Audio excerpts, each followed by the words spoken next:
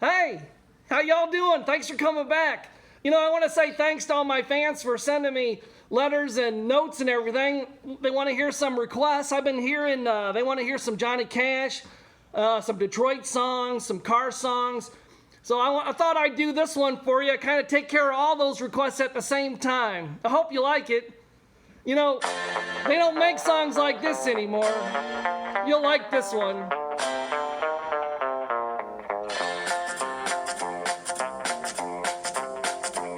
Well, I left Kentucky back in '49 and I went to Detroit working on the assembly line, and the first year they had me putting wheels on Cadillacs. Every day I'd watch them beauties roll by and I'd just hang my head and cry, 'cause I always wanted me one that was long and black.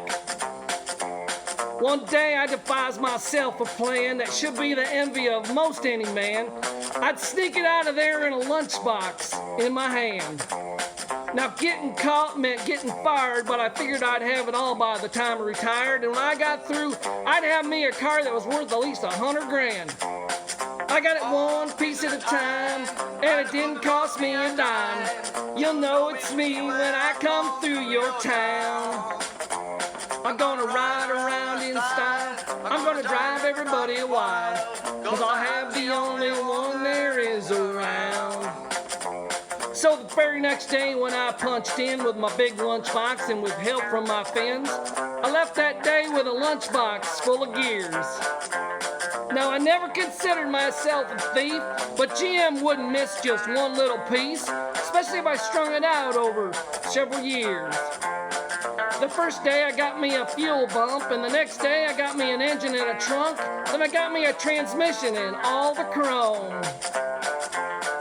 The little things I could get in my big lunchbox, like nuts and bolts and all four shocks, but the big stuff we snuck out in my buddy's mobile home. Now, up to now, my plan went all right till we tried to put it all together one night, and that's when we noticed that something was seriously wrong. The transmission was a 53, and the engine turned out to be a 73, and when we tried to put in the bolts, all the holes were gone.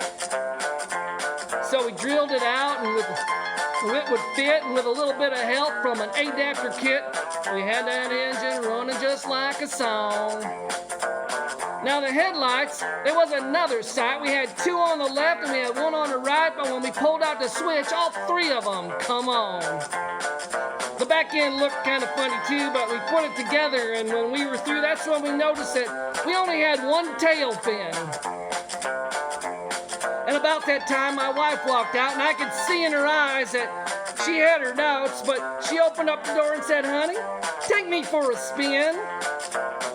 So we drove uptown just to get the tags, and I headed her right on down that main drag, and I could hear everybody laughing for blocks around. Well, but up at the courthouse, why they didn't laugh, 'cause to type it all up, it took the whole staff, and when they got through, the title weighed 60 pounds. I got it one piece at a time, and it didn't cost me a dime. You'll know it's me when I come through your town.